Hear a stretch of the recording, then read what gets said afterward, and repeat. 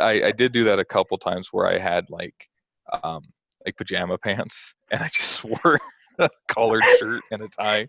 I was like, you know what, I don't feel like putting on nice pants. Like, Greetings, all, and welcome to Cochise Convos, a podcast dedicated to sharing your stories and information about Cochise College. If you like what you hear, please be sure to like, comment, and subscribe below. This is episode 1 of Cochise Convos Quarantine Edition, where we will be listening to your stories as Cochise College students and alumni and how you've managed to adjust during the COVID-19 pandemic.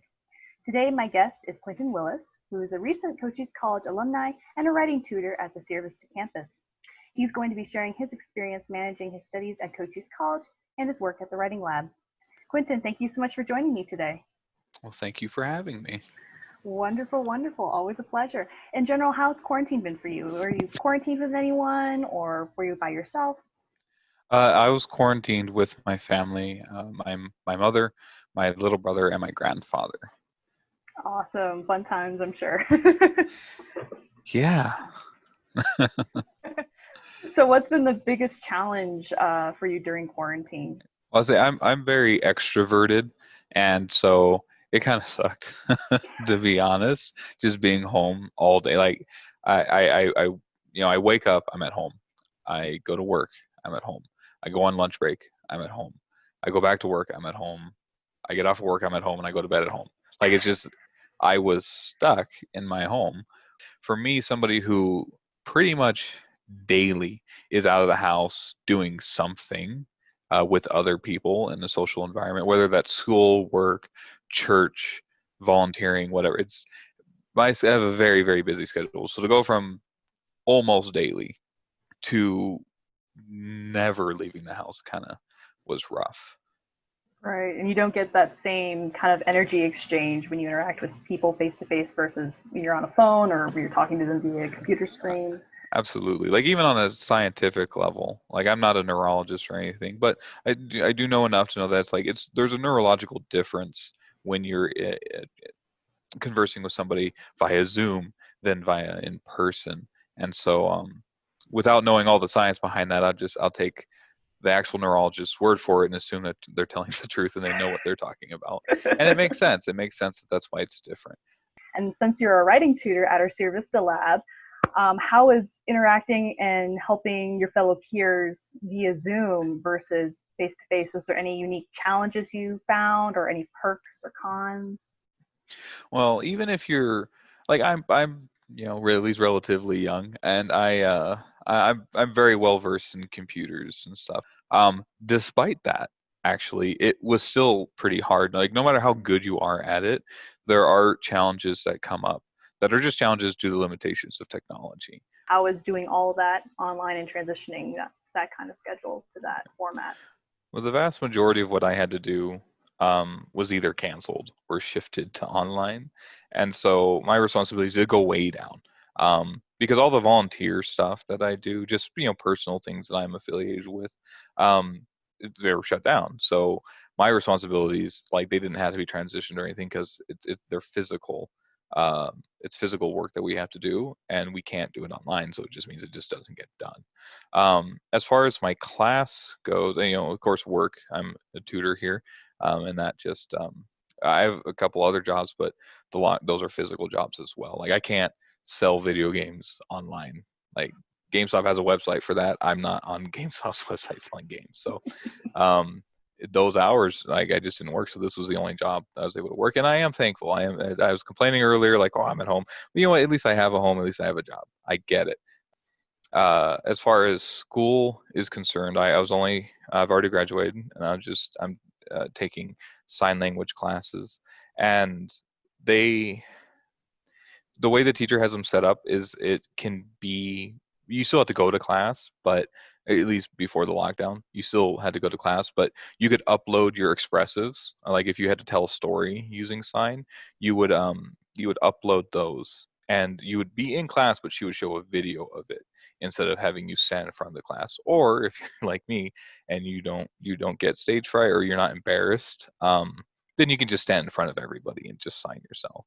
I'll act a fool. I don't care. Um, But other people, you get anxiety, and they're like, no, I'll just record it, and you can watch the recording. And I did pick that option a few times. Well, transitioning to lockdown and online only, that's just what we had to do. Is everybody had to, regardless if you wanted to or not. We're not meeting in person, so you kind of have to record it. So it's pretty much already set up for that. The teacher had walk-in hours via Zoom. So you just, she's like, I'll be available on Zoom. Here's the link. Come in whenever you want.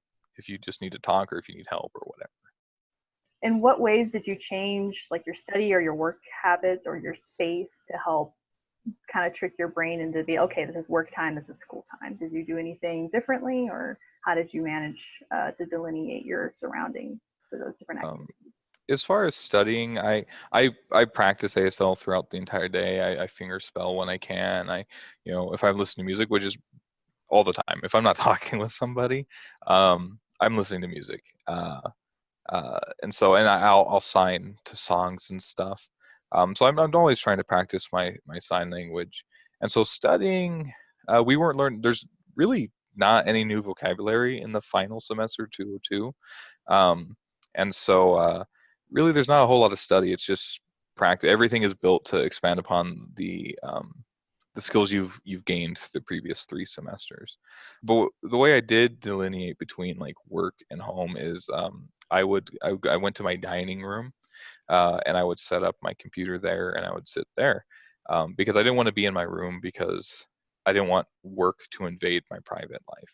And so I feel uncomfortable with like being on my bed and just like on my computer, like I don't want to do that because I look weird for one doing, everybody does from that angle. But also it's like it would be weird for me to be in bed and working because I don't do that, right? That's I'm not nothing against that. If I had a job that I worked from home, then that'd be okay because the job is working from home. But this is not a from home job, so to transition to that was weird. I still got I would still iron a shirt and wear a tie. I'm in my house, and it's funny real quick. I think it was in the second It movie, the recent the remake of the It movies, Mm-hmm. and in the Chapter 2 movie, Ben, I think the character's name, he's an architect, and he's having this really important business meeting via with people like I think in Japan or something, like somewhere across on the other side of the world, and he's suit and everything, and then when the business meeting ends, it pans out and he's wearing a suit from the top, but then he's just like in his underwear, like. And I didn't do that, but I did do that a couple times where I had um, like pajama pants, and I just wore a collared shirt and a tie. And I was like, you know what? I don't feel like putting on nice pants. Like, Right. I mean, it's like no one's going to see it anyway, so might as well just be comfortable. right. But Yeah. you're a decent human being, so you put pants on, so it's good for you. Right. Yeah. Yes. Yeah. I don't want to stand up and be like, oh, my bad. Like, Exactly. Well, we've heard the horror stories that social media has been very good at portraying those. Right. Right. I didn't want to be another statistic in that. So. Right. So definitely, while being in lockdown, it's probably a whole combination of feelings for many people. And like you said, you're an extrovert, so not having that energy input that you normally get from face-to-face interactions. But has there been any positives or negatives for you during quarantine that you've noticed, and any particulars? Well, financially, it was actually incredibly positive because not spending anything. I mean,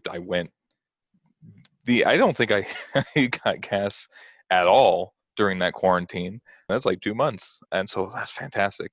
I'm not eating out, which is where a lot of my money goes into is food. Whether that's buying something from a grocery store or from a fast food place, like I just don't prepare my own food, which I should, but I don't.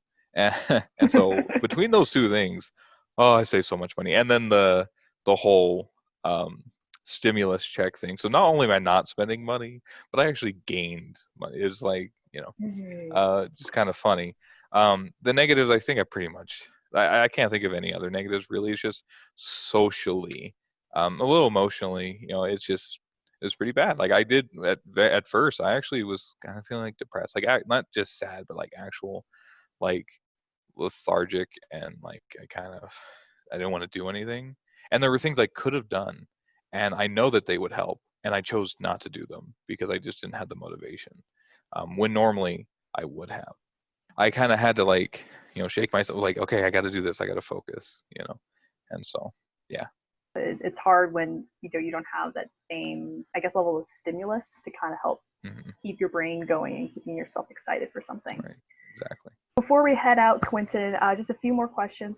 Would there be any suggestions of how we should proceed forward with education now or post-quarantine? We're still social distancing, but what would be your suggestions for institutions to reintegrate education?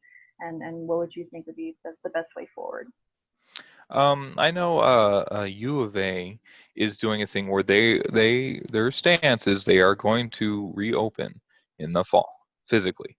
People are going to go to classes, but they're requiring all of their teachers to change the format of their class if it's not already in that format. Like my ASL class was already in this format, so if they're like that, they're fine. But other classes that had to like the teachers had to create a new curriculum basically, they're requiring all their teachers to make sure that these classes are set up so that if they have to go online, they can do it immediately and seamlessly. And I think that's a very good idea. I think that pretty much all the colleges should do that because we can't economically it's impossible for us to stay on lockdown forever. We just can't do it. But I mean, health wise, it's like it is a pandemic, and so we need to be careful. But I think it's a good idea to require institutions to be ready to go to online again if it comes to that. Right. So basically, kind of having more towards a hybrid format versus a strict face-to-face. So that way the transition could be easier. Right. Exactly. So Quentin, thank you again. And the last question, before we head out here, what advice would you give to someone who is struggling with either social distancing or who did struggle during the quarantine in their academics? Is there any advice you would give to someone? I mean, it is a frame of mind, and it's easy to say now. I mean, back when I was in it, it wasn't so easy. So I get it if you're struggling with it. I would just say like know that there are people out there, and that technology is helping. I mean, if I didn't have Zoom and like video games and stuff like that, I don't know what I would have done. So at least we do have that. It's not the same. Trust me, it's not the same at all, but it is better than nothing, and it will pass. And so that I kind of try to have that mind frame when it pretty much in my life, whenever something is going wrong, it's like this will pass. Um, if you have a faith, then of course rely on that. It's a huge part of people who live that kind of life. And I understand that person because I am a Christian, so I have a faith in God, and so I rely on Him. And so if you have a faith in whatever, I would definitely lean into that because that's kind of the whole point is to spiritually heal you. And if you don't, that's fine. There are other outlets as well, like other people. Even if you can't meet physically, like I said, the technology is really helpful. If something like this had happened, 100 years ago, would have looked very different. Actually, we can see that in history when other pandemics happened, and we didn't have the ability to communicate the way we do now. It went down very differently. So we are very, very privileged in living in today's society.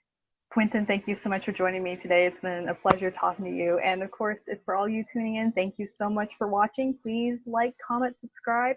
If you click the little bell icon below our channel, you can turn on post notifications so you can get notified every time we post. Thank you all for joining us, and have a great rest of your afternoon.